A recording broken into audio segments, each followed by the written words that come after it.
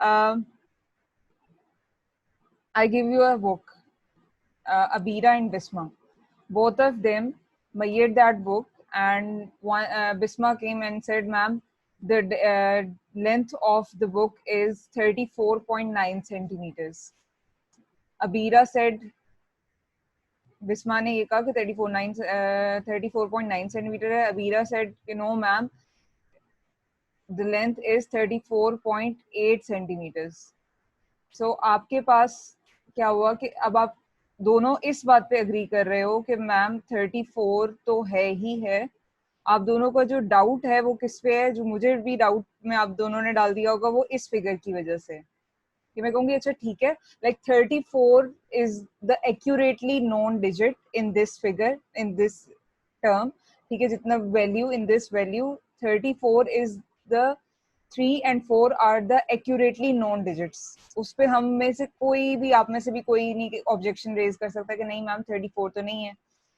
The area of concern या जो doubtful digits हैं वो आपके पास क्या है, 9 and 8.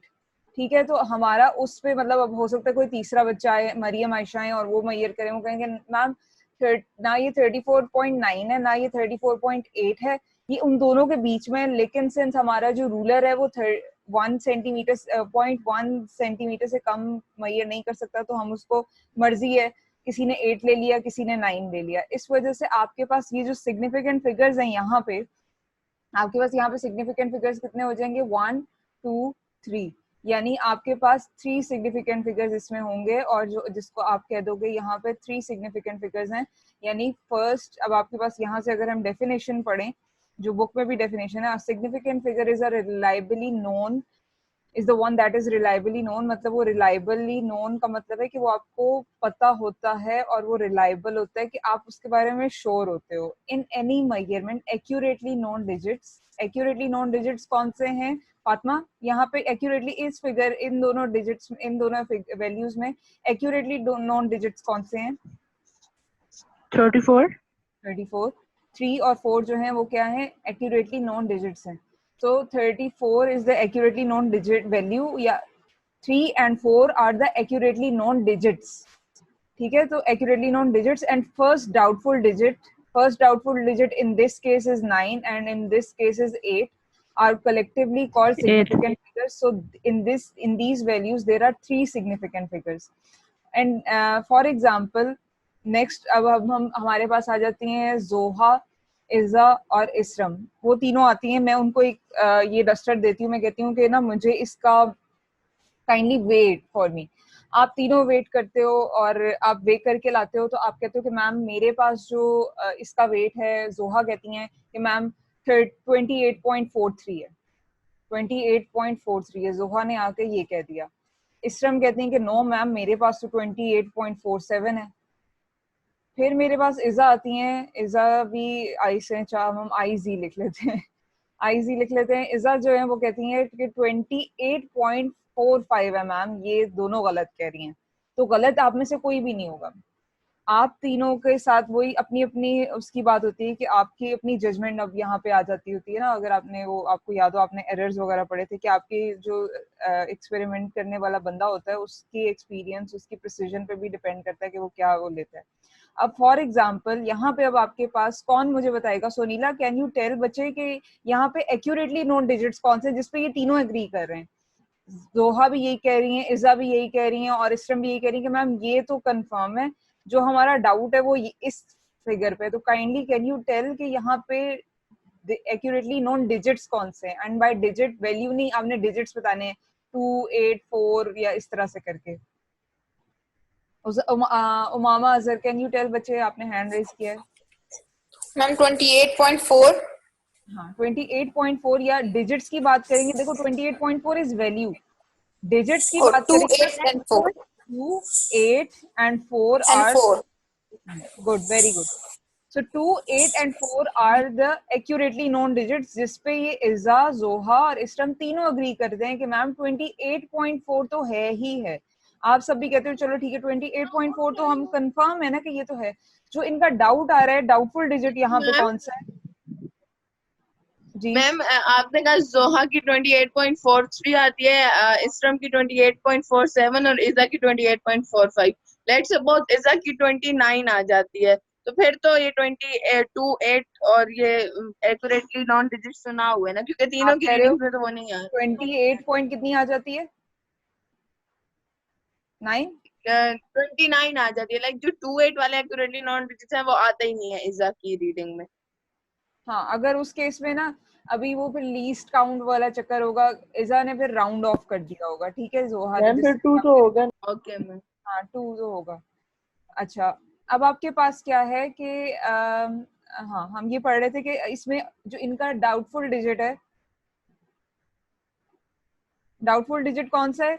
जोहा के केस में 3 है, इजा के केस में 5 है और इस्रम के केस में 7 है।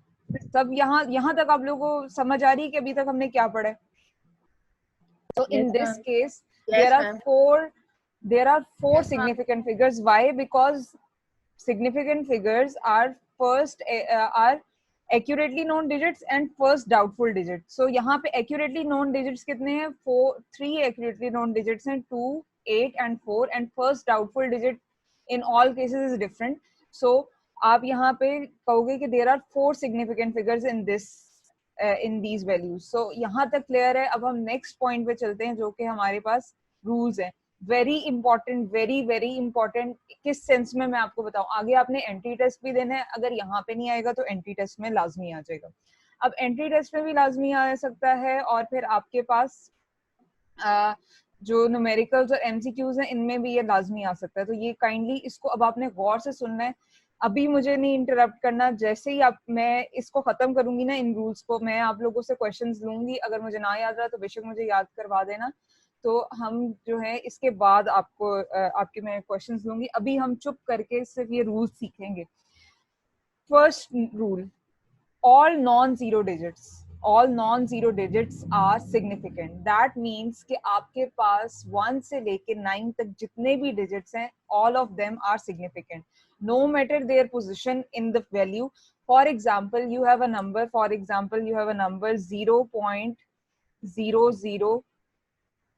0.0012. So यहाँ पे आपके पास 1 और 2 जो है वो दोनों significant हैं, और 1000, for example, if you have another number 1000,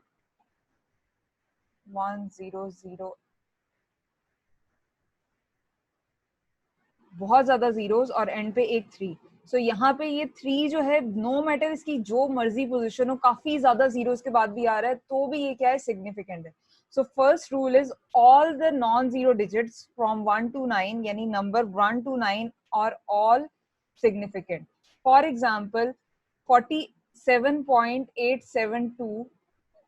अच्छा, एक और चीज, क्लास 6 में या 7th में जब हम इंटीजर्स और ये डेसिमल वाली चीजें पढ़ना शुरू करते हैं, मेरे को 4th में पढ़ते मेरा ख्याल, जब हम ये चीजें पढ़ते हैं ना, वहां पे आपको एक चीज बताई जाती है कि this number is read as 47.872, not 47.872। ये तो आपने वहां पे भी करेक्ट करना है। अच्छा, अब ये जो नंबर है 47.872 में सिग्निफिकेंट फिगर्स कितने हैं? क्योंकि ये since all of them are क्या है, all of them are non-zero digits, so all of them are significant. So number of digits in this significant figures are 1, 2, 3, 4, 5. Next rule, very important rule. First वाला rule तो easy था, next rule very very important rule, और जो कि confusion पैदा करता है। इसको आपने ना अब थोड़ी सी देर के लिए अपने माइंड को थोड़ा सा खाली करें। खाली से मुराद जो आपके माइंड में इंटरनल नॉइज भी चल रही है, कभी होता है आपको किसी की टेंशन है या क्या, अब भी उस चीज को थोड़ी सी देर के लिए निकाल दें। 3 गहरी सांसें लें, take deep breaths, 3 deep breaths, और सुकून से अब बैठ के आपने सुनना है कि ये रूल्स अगर आज आपको समझ आ गए तो ठीक है, अदरवाइज फिर आप घूमते रहोगे और समझने की कोशिश करते रहोगे, फिर मुश्किल होगी, बाद में इनको समझना मुश्किल हो जाएगा, अभी समझ लोगे तो इजी हो जाएगा। सो जीरोज, हमने नॉन जीरोज की तो बात कर ली फर्स्ट रूल में, दैट इज के आपके पास all non zero digits are significant. What about zeros? Zero जो है वो एक बड़ा मजे का एक स्पेशल केस है, और असल में zero the position of zero decides whether और नॉट जीरो इज सिग्निफिकेंट मतलब ये कि आपके पास जीरो की पोजीशन डिसाइड करेगी कि जीरो सिग्निफिकेंट है या नहीं है। अब जीरो की तीन कंडीशंस हो सकती हैं, तीन पोजीशंस हो सकती हैं, वेदर ये सिग्निफिकेंट फिगर्स के लेफ्ट साइड पे है, उसके लेफ्ट साइड पे है, या फिर ये सिग्निफिकेंट फिगर्स के बिटवीन है, दरमियान में है, सैंडविच हुआ हुआ है उन दोनों के दरमियान में। और एक तीसरी कंडीशन ये है कि आपके पास वो राइट साइड पे है, right side of significant figures पे। अब इन तीनों केसेस में आपने अपने पास क्या, अब आपके पास बेसिकली मैंने जो आपका आज का लेक्चर है ये इसी मैंने आपकी बुक के ही रूल्स यहाँ पे ना उसको क्रॉप करके यहाँ पे लगाया हुआ है ताकि हम बुक के हिसाब से ही पढ़ें, आपको बाद में कंफ्यूजन ना हो कि बुक में कुछ और लिखा था, मैम ने कुछ और पढ़ा दिया। अभी आपके सामने ये बुक वाले रूल्स है, इसको मैं छोटा कर दूंगी क्योंकि अभी हम थोड़ा सा खुद से पढ़ने लगे हैं। फिर जो हम अभी इंफॉर्मेशन आप लोगे उसको आपने फिर बाद में बुक वाली इंफॉर्मेशन के साथ मैच कर लेना है, तो आपको इंशाल्लाह बड़े अच्छे से समझ आ जाएगी कि अभी हम rule basically rule number 2, 3 and 4 we are going to study rule number 2, 3 and 4 in one go। ठीक है, हमने दो तीनों रूल्स को इकट्ठा ही पढ़ लेना है। अब आपके पास मैंने आपको बताया कि zero the position of zero decides whether और नॉट जीरो इज सिग्निफिकेंट और not, whether or not zero is significant or significant। so यहाँ पे अब आप देखो कि जीरो, अब आपके पास एक टेबल है, मतलब मैंने एक वो चार्ट बना लिया कि जीरो की पोजीशन डिसाइड करेगी। तीन मैंने आपको बताया कि या तो वो होगा लेफ्ट पे, zeros are on the left side of the significance, या zero are between the significance, या zero are to the right of significance। so we'll do the first case in which zeros are on the left side of the significant figure। for example, you have a number which is 0.0023, 0.0023। all the zeros on the left side, to the left side of the significance are non-significant। these two are significant figures। why? because आपको पता है कि all the non-zeros numbers are significant।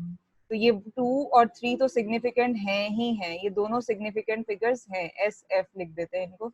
Both of them are significant figures and we say for zeros which are on the left side of the significant figures they are always non-significant। First rule आपके पास ये हो गया zeros के case में, if zeros are on the left side of the significant figures then zeros are non significant. number 2, if if the zeros are between the significant figures, for example if we take this number 2 and 3, 2 and 3 and there are many zeros between them, let's say 4 zeros between them, 2 0 0 0 3, then in this case all the zeros which are between the significant figures are always significant। यानी यहाँ पे आपके पास कितने significant figures हो जाएंगे, 1 2 3 4 5, 5 significant figures. पुराने case में कितने थे सिग्निफिकेंट फिगर्स, यहाँ पे 5 हो गए। पुराने केस में यहाँ पे कितने थे, 2 फिगर्स थे। all the zeros which are between two significant figures are always significant। for example if we have a number 2.009 then in that case even, देखो यहाँ पे अब मुझे कौन बताएगा, मुझे बताएंगी सोनीला बच्चे, काइंडली कैन यू टेल यहाँ पे, सोनीला कैन यू टेल बच्चे कितने सिग्निफिकेंट फिगर्स हैं यहाँ पे।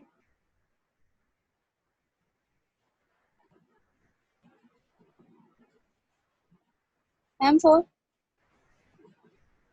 आई think first 2 points are clear, इसमें कोई डाउट नहीं है। अब हम करने लगे हैं ये to the right of significant figure. आपने पढ़ा कि मे और may not be significant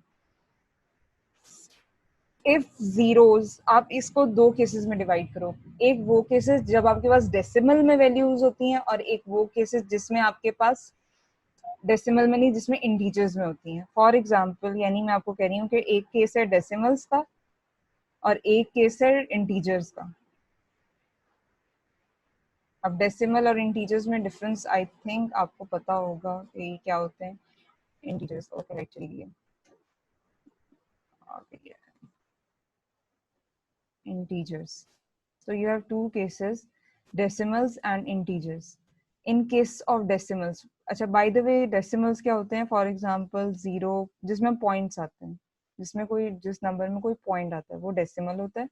For example if you have a number 2.00 और एक तरफ आपके पास नंबर है 2, यहाँ पे 2.00 लेट्स से हम किलोग्राम्स की बात करें, और यहाँ पे भी हम इस तरह ही बात करें कि यहाँ पे आपके पास 2 kgs बात कर लेते हैं. In this case there are three significant figures. In case of decimals, the zeros on the right side of the significant figures are significant. In case of, मैं repeat कर रही हूँ, in case of decimal, zeros on the right side of the significant figures are always significant. But in case of integers, they may or may not be significant. अब ये may और may not मैं आपको बाद में बताती हूँ, लेकिन पहले हम decimals को discuss कर लेते हैं जरा डिटेल में. For example यहाँ पे आपको पॉइंट नहीं समझ आया. integers में आपको पॉइंट नहीं समझ आया. अच्छा इंटीजर्स में आपको इंटीजर्स अभी से बाद में बताती हूँ, पहले वो लीस्ट काउंट पे डिपेंड करते हैं. डेसिमल्स के केस में बच्चे, डेसिमल के इन case of decimals, zeros on the, kindly annotate ना करें, zeros on the right side of the decimal are always significant. Point के बाद जितने जीरोस होंगे राइट साइड पे वो हमेशा क्या होंगे?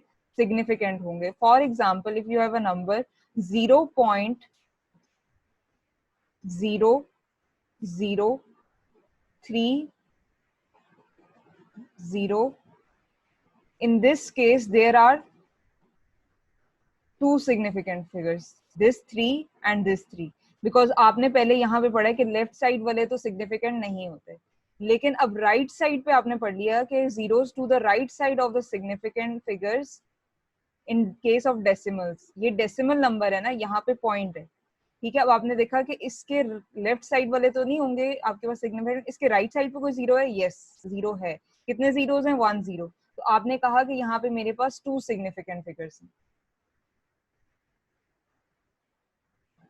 अब आप में से किसी के माइंड में जो कोई क्वेश्चन आ रहा है कि इससे डेसिमल से रिलेटेड, वो अभी पूछ ले. Zeros on the right side of the decimal. एक और नंबर कर लेते हैं, आई होप उससे ज्यादा क्लियर हो जाएगा. For example you have a number 2.900000.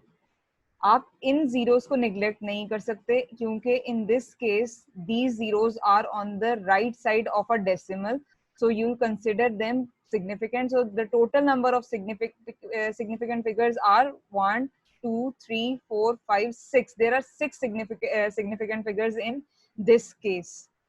ये क्लियर हो गया? यहाँ तक किसी का डाउट? यस मैम क्लियर है.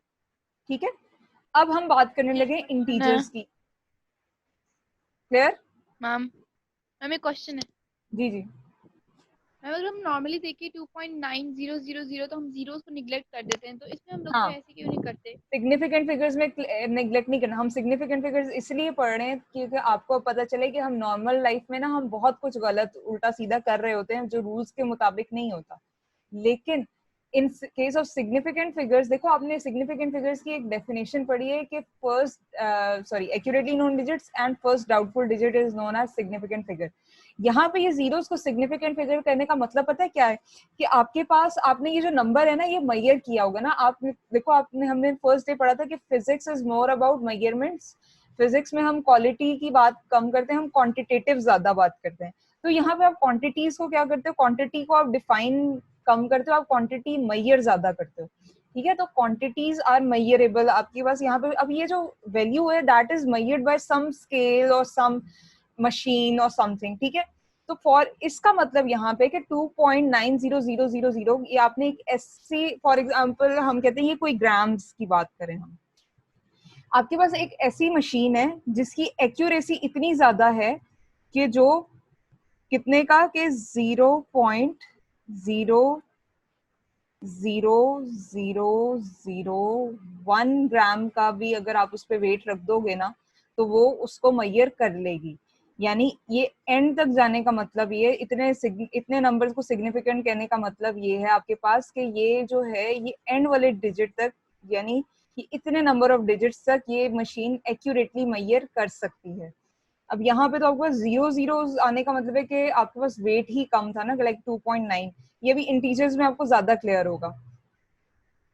अच्छा, आई होप डेसिमल की हद तक आपको क्लियर है कि मैं फिर से रिपीट कर देती हूँ कि decimal, in case of decimal, zeros on the right side of the decimal, attendance mark I hope कर दी होगी, zeros on the right side of the decimal are always significant. ठीक है, zeros on the left side of the decimal are not significant. If zeros are between significant figures, then they are significant. Zeros are significant. हमने पढ़ा on the right side may or may not be significant in decimal fractions. अभी हमने decimal की बात की. Zeros to the right side of decimal are significant. For example, in 5.200 there are 4 significant figures. I hope यहाँ तक सबको ये वाला point clear है. ठीक है, 5.200 में 4 significant figures है. Why? Because 5 और 2 are significant because they are non-zero. And we know that in case of decimal, the zeros on the right side of the significant figures are always significant. For example, यहाँ पे आपके पास जो number है इसमें 4 significant figures हैं. अब जो उसने नीचे integers के, however, if the number is an integer, number of significant figures depend on the least count of the measuring instrument. अब for example उसने एक example दी हुई है आपकी बुक में,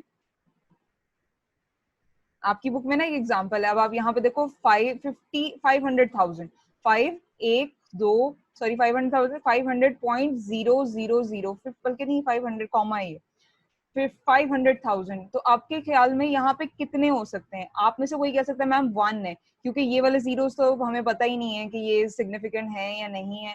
अभी आपने इसका कोई रूल नहीं पढ़ा. देखो आगे लिखा हुआ है, इन नंबर 500,000 वी मे हैव 1, 2 और इवन 6 सिग्निफिकेंट फिगर्स. अब ये आपको कैसे पता चलेगा कि इन केसेस में कितने सिग्निफिकेंट फिगर्स हैं, वो भी हम देख लेते हैं.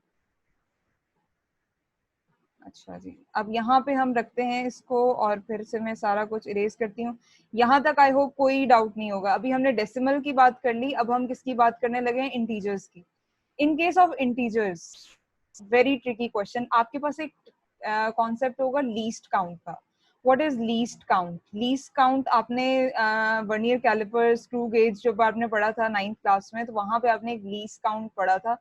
सिंपल वर्ड्स में कौन मुझे बता सकता है? मुझे least calculation. Least calculation. For example आपके पास अभी रूलर है किसी के पास?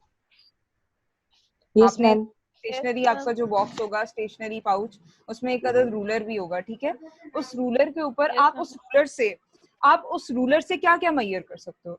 आप अपने फोन की स्क्रीन मैयर कर सकते हो, आप इस लैपटॉप की विड्थ मैयर कर सकते हो, आप अपनी बुक की मैयर कर सकते हो, आप अपने हाथ की मैयर कर सकते हो लेंथ, और क्या कर सकते हो. लेकिन आप उससे अपने बाल की जो है थिकनेस वो नहीं मैयर कर सकते. क्यों? बालों की थिकनेस क्यों नहीं मैयर कर सकते? मैं कहूँगी मुझे अपने बाल की थिकनेस बताएं अपने रूलर से मैयर. आप कहेंगे मैम आप क्या कह रही हैं, इसका तो लीस्ट काउंट इतना है. अगर मैं कहूँ कि अपने बालों की थिकनेस मैयर करके दो, तो आप क्या करोगे? आप स्क्रू गेज लोगे. आप कहोगे मैम मैं आपको स्क्रू गेज से करके बता सकती हूँ. उसका रीजन क्या है? क्योंकि जो आपका रूलर है उसका लीस्ट काउंट जो है वो कितना होता है? बाय द वे कितना होता है आपका जो नॉर्मल रूलर है उसका कितना होता है लीस्ट काउंट? मतलब उससे कितनी छोटी से छोटी मैयर कर सकते हो?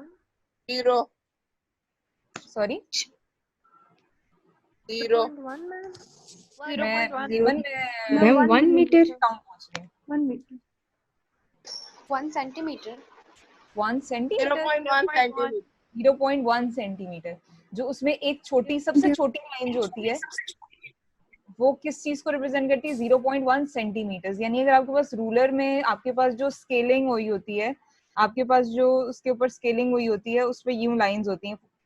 एक 0 लिखा होगा और फिर यहाँ पे 1 लिखा होगा, और 0 और 1 के दरमियान में कितनी 10 लाइंस होती हैं? 1 2 3 4 5 थोड़ी सी बड़ी होती है, फिर उसके बाद 1 2 3 4.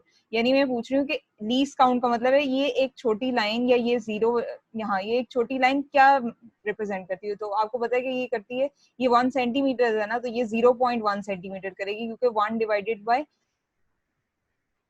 10 लाइंस कर दें तो 0.1 सेंटीमीटर। अब आपको पता चला कि अच्छा, अब हम बात करें कि इन केस ऑफ इंटीजर्स हमारे पास जो सिग्निफिकेंट होता है या नहीं। फॉर 1 मिनट रह गया, अगर ये सेशन खत्म होने वाला है, ठीक है, 800,000 है, ठीक है। अब आपके पास यहाँ पे डिपेंड करता है कि ये सिग्निफिकेंट, ये आपके पास यहाँ पे कितने सिग्निफिकेंट फिगर्स हैं। अगर जिस स्केल से आपने मेजर किया ना, इसको जिस वेट मशीन से आपने मेजर किया, उसका लीस्ट काउंट अगर 10 होगा, 10 होने का मतलब ये है कि आप अगर उसके ऊपर 10 केजीज का कोई बॉडी रखते हो ना, कोई 10 केजी का ऑब्जेक्ट रखते हो, तो उसको 10 केजी शो करेगा। अगर आप 20 केजी का रखोगे तो वो 20 केजी का शो करेगा। लेकिन अगर आप 18 केजी का रख देते हो ना, 18 केजी का, तो ना उसको वो 18 नहीं बताएगा, वो उसको 20 ले लेगा। क्यों? क्योंकि उसका लीस्ट काउंट कितना है, 10। वो टेंस में बात करता है। Least count plays an important role. For example, you have a number 8,000 kg, 8,000 kg, and if you have measured if you have measured this weight using a weighing scale whose least count is 10 kgs, what does this term least count means? We have already discussed, but for example, if you have in this case, for example, if you have a measuring scale, if you have weighing scale जिस पे आप अपना weight measure करते हो, उसके अंदर capability है कि वो सिर्फ 10 केजीज में वो कर सकता है। फॉर एग्जांपल, अगर मैं, ये आपका मेजरिंग स्केल है, इसका लीस्ट काउंट जो है वो है 10 केजीज। अगर ये मेरे पास मार्कर जो है, इसकी वैल्यू है 10 केजीज। मैं जब इसके ऊपर रखूंगी तो ये मेजरिंग स्केल मुझे कहेगा कि इसकी वैल्यू है 10 केजीज। अगर मैं इसके ऊपर 2 मार्कर्स रख दूंगी तो ये मुझे कहेगा इन दोनों की वैल्यूज 10 केजी के 2 मार्कर्स हैं, तो दैट मीन्स ये आपको कहेगा कि ये 20 केजी है।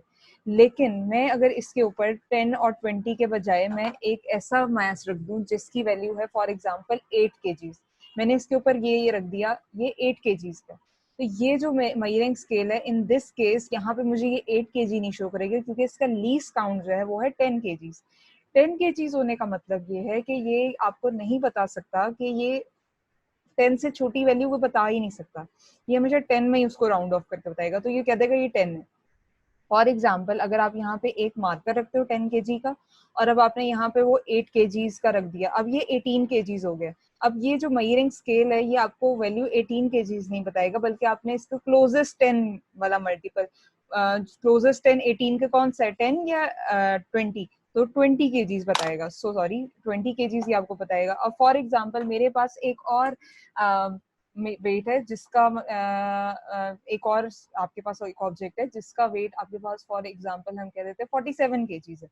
अब 47 नहीं, 43 केजीज, लेट्स से 43 केजीज है। अब मैं इसके ऊपर जब 43 केजीज का फिगरीन रख रही हूँ, तो मेरे पास इसकी जो वैल्यू है ये मुझे बताएगा 43 केजीज के क्लोजेस्ट 10th वैल्यू कौन सी है, 50 या 40, ऑब्वियसली 40, तो ये इसको 40 केजीज शो करेगा। तो ये मतलब है आपके पास लीस्ट काउंट का। अब आप कह रहे हो कि आपने इसके ऊपर 8,000 केजीज का ऑब्जेक्ट रख दिया, ये आपके पास मेजरिंग स्केल है, आपने इसके ऊपर 8,000 केजीज का वो रख दिया। अब 8,000 केजीज की वैल्यू आपके पास, सॉरी, जो आपने ऑब्जेक्ट रखा है, ये इसका मतलब है कि अब आपके पास यहाँ पे सिग्निफिकेंट फिगर्स कितने हैं। अब ये 8,000 बता रहा है आपको, ठीक है। अब यहाँ पे 8 स्केल तो 8,000 केजीज बता रहा है, लेकिन फॉर एग्जांपल इसका वेट जो है वो 8,002 केजीज है, यानी आपके पास जो ओरिजिनल इसका वेट है वो कितना है, 8,002 केजीज है। तो ये आपके पास मेजरिंग स्केल जो है वो कितना बताएगा, इसके वेट को, जिसका लीस्ट काउंट 10 केजीज है, वो उसको राउंड ऑफ कर देगा, वो इसको 8,000 को, ये 80, इसको 2 को ये क्लोजेस्ट 10 की तरफ ले जाएगा, इसका क्लोजेस्ट 10, 2 का क्लोजेस्ट 10 क्या है, 10 ही है, तो ये आपके पास इसको 0 कर देगा, यानी यहाँ पे ये आपके पास 8,000 केजीज के बताएगा। अगर फॉर एग्जांपल आपके पास ये, अब आपको आई थिंक यहाँ पे क्लियर होगा, तो इस केस में सिग्निफिकेंट फिगर जो हैं, जिस केस में आपके पास लीस्ट काउंट 10 केजीज है, उस केस में सिग्निफिकेंट फिगर कितने होंगे आपके पास, ये 3 आपको कंफर्म है, तो आपके पास सिग्निफिकेंट फिगर्स जो हैं वो होंगे इस केस में 3। ठीक हो गया। नेक्स्ट आपके पास है फॉर एग्जांपल यही वाला वेट, आपने यही वाला 8,000 केजीज का जो वेट है वो आपने एक ऐसे स्केल पे किया, लेट्स से अब यहाँ पे मेरे पास कोई ऑब्जेक्ट हो, ठीक है, ये आपके पास एक मेजरिंग स्केल है, ये एक मयरिंग स्केल था जो हमने पहले देखा था, इसका लीस्ट काउंट था 10 kgs। ये वाला मयरिंग स्केल जो है इसका लीस्ट काउंट कितना है 1 kg। 1 kg का मतलब है कि it can precisely measure up to 1 kg of amount, 1 kg of mass. For example, वही पुरानी एग्जाम्पल से स्टार्ट करते हैं। मार्कर कितने का था 10 kgs का, आपने इसके ऊपर 10 kgs का वेट रखा, इसने कहा ये 10 kgs का है, इसने वैल्यू दे दी 10 kgs। आप ये कितने का था 8 kgs का, तो जब हमने इसके ऊपर रखा, पिछले वाले केस में जो ये वाला था जिसमें आपके पास लीस्ट काउंट कितना था 10 kgs था, उस केस में आपके पास वैल्यू कितनी आ रही थी, इसी ऑब्जेक्ट के लिए आपके पास आ रही थी वैल्यू 10 kgs, क्योंकि उसका लीस्ट काउंट 10 kg था। In this case least count is 1, यानी it can precisely measure up to 1 kg। अगर 1 kg का डिफरेंस आएगा तो ये उसको भी मैयर कर लेगा। सो यहाँ पे इसका जितना वेट है 7 kg, उसको 7 ही लेगा।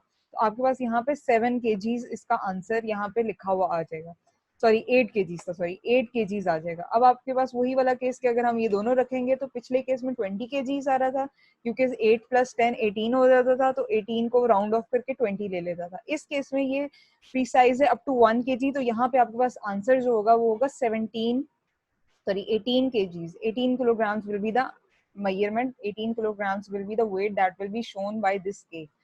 नाउ नेक्स्ट जो हमारे पास था वो फिगरीन, आपको याद हो हमने आई थिंक उसका 43 kilograms दिया था wait. 43 kilograms on the scale which has a least count of 10 kgs was shown as 40 kg because the closest 10 to 43 was 40 kg. So यहाँ पे ये 40 kg शो करेगा। Now if you have this scale which has a least count of 1 kg, if you place this figurine over this scale, the weight is 43 kilograms. So the weight shown here will be 43 kilograms. Now if you have this, again this object which has weight of how much, 8,002 kilograms. So in this case, a scale which has a least count of 10 kgs, it rounded off and it gives us the value as 8,000 kilograms. But if you have this scale which has a least count of 1 kilogram, when you'll put over it, so it will give you a value of 8 accurate value up to 1 kg. That means कि ये 1 तक 1 kilogram का भी अगर आप इसमें फर्क डालोगे ना तो ये उसको भी मैयर करेगा। सेंसिटिव है ये ज्यादा, तो ये आपको आंसर इसका देगा 8,002 kgs, जो इसका ओरिजिनल वो है। तो आपके पास आई थिंक ये लीस्ट काउंट का आपके पास अब यहाँ पे कॉन्सेप्ट क्लियर होगा। अब अगर यही वाला नंबर 8,000 kgs, हम यही वाला नंबर अगर एक ऐसे स्केल से मैयर करके आपको बताते हैं जिसका लीस्ट काउंट 1 kg है, तो लीस्ट काउंट 1 kg के केस में आपके पास यहाँ पे जिसका 1 kg है, इस केस में सिग्निफिकेंट फिगर्स कितने हो जाएंगे, इस केस में आपके पास सिग्निफिकेंट फिगर्स हो जाएंगे 1 2 3 4 सिग्निफिकेंट फिगर्स हो जाएंगे। आई होप यहाँ तक आपको क्लियर है। ये थे आज के रूल्स जो आज हमने पढ़ने थे। नेक्स्ट एक इम्पॉर्टेंट रूल है और वो बहुत इजी रूल है, उसमें कोई मसला नहीं है। बेसिकली वो है साइंटिफिक नोटेशन। साइंटिफिक नोटेशन के केस में आपको पता है कि scientific notation is an easy way of representing a number which is too large और too small in a easy way. ठीक है, तो अब आप उसको इजी वे में जब रिप्रेजेंट करते हो तो वो आप इन पावर ऑफ 10 मैंटिसा होता है और एक एक्सपोनेंट होता है 10 का, तो वहां पे आप उसको जिस तरह एक नंबर को which is a very small और very large number, उसको इस तरह से शो करते हो इन पावर ऑफ 10 और मैंटिसा के फॉर्म में, तो आपके पास वो होता है साइंटिफिक नंबर। फॉर एग्जाम्पल मैंने यहाँ पे आपके पास 2 नंबर लिए हुए हैं, हमने यहाँ पे 2 नंबर लिए हैं और एक बहुत बड़ा है और एक छोटा है। हम उनको सिग्निफिकेंट पहले साइंटिफिक नोटेशन में कन्वर्ट करेंगे, देन विल सी कि what are the rules for significant figures in case of scientific notation. 98 बल्कि नहीं 9,80,000, यस 9,800,000 आपके पास ये नंबर है। अब हम इसको कर लेते हैं, इसको साइंटिफिक नोटेशन में करने के लिए आपको पता है कि हम क्या करेंगे। एक तो हम इसको वही वाले रूल्स जो हमने previously we have studied in previous lecture, so यहाँ पे हम 9.8 करेंगे और कितने जीरोस यहाँ, सॉरी एक्सपोनेंट में क्या आएगा 1 1 2 3 4 5 6, exponent 6. In this case 0.000049 will be 4.9 I think ये आपको रूल क्लियर्स हैं कि ये हमने किस रूल के हिसाब से हम इनको इस तरह से लिख रहे हैं। और ये हो जाएगा 1 2 3 4 5 -5, यहाँ पे आपके पास 4.9 -5, ये इनका साइंटिफिक नोटेशन में आपने इनको कर लिया। अब साइंटिफिक नोटेशन में करने के बाद आपको सिग्निफिकेंट फिगर्स अगर कोई पूछ ले कि इसमें कितने सिग्निफिकेंट फिगर्स हैं, तो सिग्निफिकेंट फिगर्स इस केस में आपके पास जो आप साइंटिफिक नोटेशन के केस में लेते हो, आप एक्सपोनेंट्स को और 10 को आप नहीं कंसिडर करते, ये आपके पास नॉन सिग्निफिकेंट होते हैं, ये सिग्निफिकेंट नहीं होते। सिग्निफिकेंट फिगर आपके पास जो होते हैं वो होते हैं जो आपके पास डेसिमल वाली फॉर्म में जो मैंटिसा होता है वो सिग्निफिकेंट होता है। फॉर एग्जाम्पल यहाँ पे आपके पास ये मैंटिस है और ये मैंटिस है, लेकिन मेक श्योर आपके पास जो नंबर है वो करेक्टली आपने उसको कन्वर्ट किया हो साइंटिफिक नोटेशन में। अगर आपके पास एक नंबर करेक्टली साइंटिफिक नोटेशन में नहीं कन्वर्ट हुआ तो उस केस में आपका आंसर गलत भी हो सकता है। फॉर एग्जाम्पल हम यही वाला केस लेते हैं, आपके पास यही वाला केस अगर एक बच्चे ने इसको ऐसे कन्वर्ट किया हुआ है कि उसने लिखा हुआ है 0.49 एक्सपोनेंट -4, सो वो क्लेम करेगा कि यहाँ पे सिग्निफिकेंट फिगर्स आपके पास वो ये सही तरह से आपने कन्वर्ट नहीं किया हुआ। तो आपने मेक श्योर करना है कि इसको सिग्निफिकेंट फिगर्स को अच्छे से सही से पहले इसको रूल्स के मुताबिक कन्वर्ट करना है। ये सही नहीं है यहाँ पे, तो अभी तो फिलहाल आंसर मैच कर रहा है, लेकिन कुछ ऐसे केसेस होंगे। For example if you have a number, नहीं यहाँ पे नहीं चले, बस हम इसको यहाँ से यूं बोलेंगे। आई होप आज का लेक्चर आपको क्लियर है। ये रूल्स आप लोगों ने कल जो है करके आने, कल इंशाल्लाह हम रूल्स करेंगे, rules for addition and subtraction of significant figures, addition and subtraction as well as division and multiplication. यहाँ तक अगर आपका कोई डाउट हो तो kindly message me, text me और anything and ask the question. इंशाल्लाह कल हम नए टॉपिक से स्टार्ट करेंगे। टिल देन अल्लाह हाफिज।